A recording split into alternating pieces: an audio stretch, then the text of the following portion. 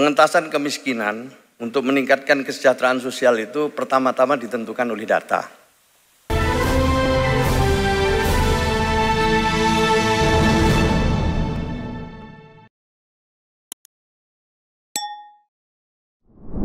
Yang terakhir saya minta Menteri Sosial untuk menyampaikan pengeluaran kita dan strategi kita di bidang perlindungan sosial. Saya kira ini juga yang disebut tadi oleh Pak Purbaya ya, dan juga bahwa kita menjaga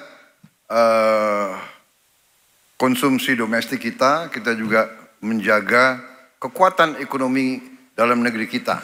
Jadi masalah perlindungan sosial ini adalah sesuatu langkah yang sangat penting untuk memperkuat kekuatan ekonomi dalam negeri.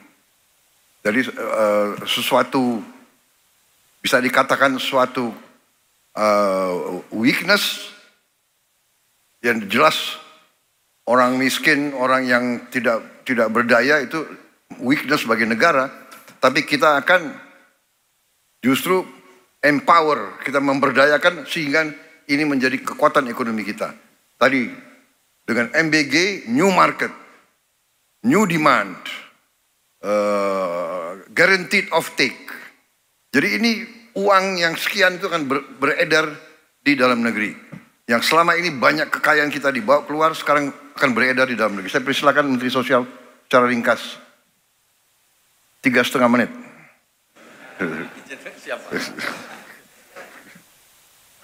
Assalamualaikum warahmatullahi wabarakatuh. Selamat sore dan salam sejahtera untuk kita semua.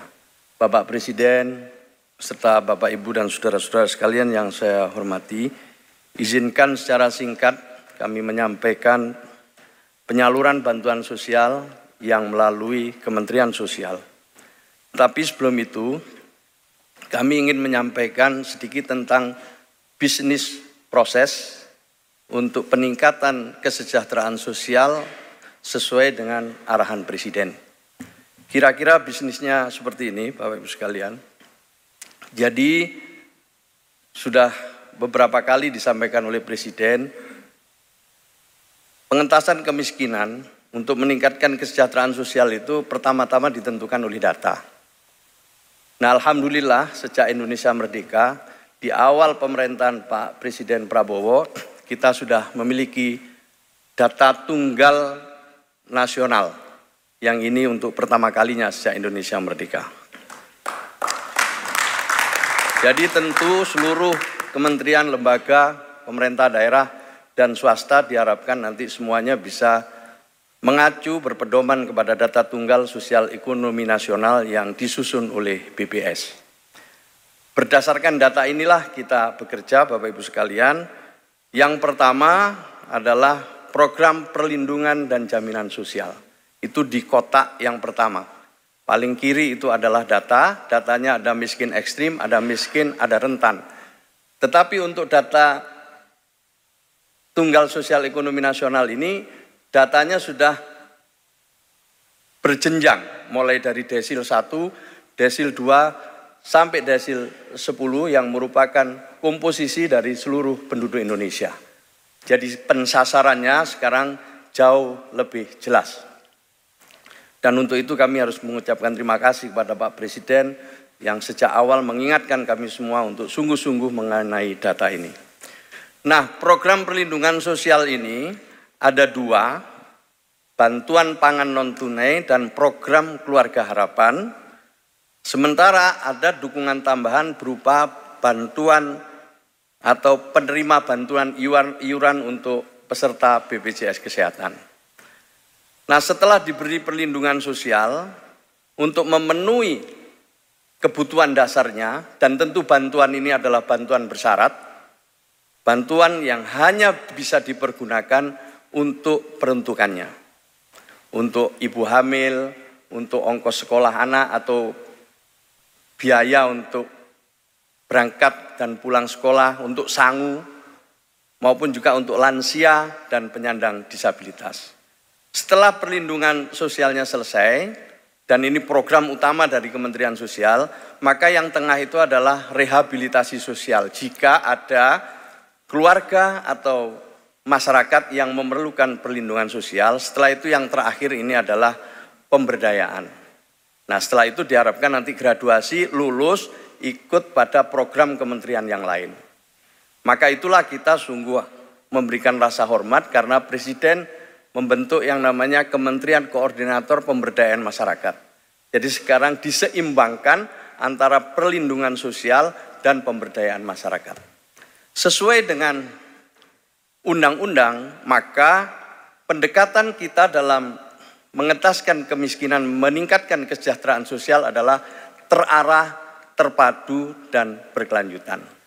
Maka itu sejak awal Bapak Presiden merancang program-program kementerian ini supaya sinergi menghilangkan ego sektoral berpadu dalam rangka mengatasi masalah kemiskinan.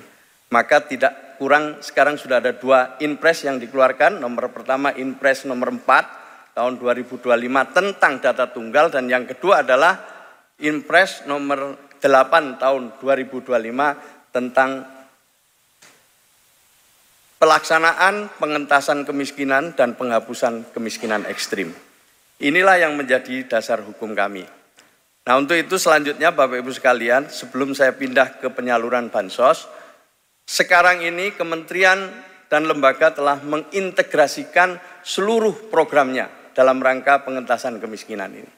Kami ingin mengajak kepada Bapak Ibu sekalian, dunia usaha, untuk bisa bersama-sama dengan kami juga menggunakan data yang sama dan sekaligus berpadu mengintegrasikan program-program CSR Bapak Ibu sekalian untuk juga berpedoman kepada data tunggal sosial ekonomi nasional dan juga beserta program pemerintah. Inilah berikutnya Bapak Presiden penyaluran yang telah kami lakukan, namun sebelum itu kami ingin menyampaikan alokasi anggaran yang ada di Kementerian Sosial.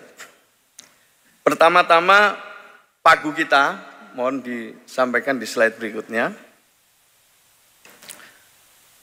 Ini pengembalian dana. Jadi kalau misalnya ini tidak sampai kepada penerima manfaat atau keluarga penerima manfaat dalam waktu 3 bulan lebih 15 hari akan kembali ke kas negara. Karena pengiriman kita melalui bank milik pemerintah atau Himbara, dan yang kedua adalah melalui PT Pos Indonesia. Lanjut. Inilah anggaran Bapak Presiden yang ada di Kementerian Sosial berupa bantuan pangan non tunai atau terkenal dengan bansos sembako sebesar 43 triliun 864 miliar untuk 18.277.083 keluarga penerima manfaat. Biaya salurnya adalah 97 miliar. Kalau yang lewat Himbara itu tentu tidak memerlukan biaya, tetapi yang melalui PT Pos itu memerlukan biaya, dan biaya salurnya adalah 97 miliar. Sementara PKH, Program Keluarga Harapan, menyasar 10 juta KPM. Anggarannya, pagunya adalah 28 triliun 79 miliar rupiah. Biaya salurnya adalah 29 miliar rupiah. Kemudian untuk yatim piatu, kita juga memberikan dukungan kepada 294.000 yatim piatu. Anggarannya sebesar 705 miliar 600 juta rupiah. Kemudian yang terakhir adalah permakanan untuk lansia terlantar usia di atas 75 tahun. Setiap hari kita beri makan pagi dan makan siang 2 kali, tetapi 1 kali kirim pada saat sarapan kepada 136.000 penerima manfaat. Total jumlahnya adalah 74 triliun 769 miliar. Menyasar tidak kurang dari 20 juta KPM lebih. Di sisi lain, Bapak Presiden, kita juga memberikan bantuan kepada mereka yang disebut sebagai penerima bantuan iuran. di mana ini adalah iuran untuk BPJS Kesehatan sebesar 42.500 per bulan kepada 96.800.000 jiwa. Anggarannya sebesar 48.787 miliar. PBI ini berasal dari usuran seluruh kepala daerah, bupati, wali kota, kemudian kita asesmen, setelah itu kami tanda tangani dan kita kirim kepada kementerian atau Menteri Kesehatan, oleh Menteri Kesehatan setelah itu akan dibayarkan kepada BPJS Kesehatan. Jadi kalau dijumlahkan ini sekitar lebih dari 120 triliun. Itulah yang dari Kementerian Sosial, tetapi tentu ada program-program bantuan sosial dari kementerian-kementerian lain yang seperti pernah dikutip oleh Pak Luhut itu lebih dari 500 triliun. Mungkin ada subsidi listrik dan lain sebagainya itu kalau dikumpulkan. Jadi dukungan pemerintah cukup besar di bawah kepemimpinan Bapak Presiden Prabowo. Dan sebagai penutup saya ingin menyampaikan salur tahap pertama Bapak Presiden. Kami sudah menyalurkan tahap pertama dan itu artinya ada 25% dari seluruh anggaran yang kami miliki sudah kami salurkan. Slide berikutnya. Inilah kami sudah menyalurkan lebih dari 18 triliun di triwulan pertama ini. Karena penyalurannya itu setiap 3 bulan Bapak Presiden. Triwulan pertama, triwulan kedua, triwulan ketiga, dan triwulan keempat. Untuk triwulan kedua, insya Allah di bulan Mei atau Juni, akan kita salurkan dengan menggunakan data tunggal sosial ekonomi nasional. Demikian sedikit laporan dari kami Bapak Presiden, selebihnya kami mohon arahan lebih lanjut. Matur nuwun, wassalamualaikum warahmatullahi wabarakatuh. Baik, terima kasih.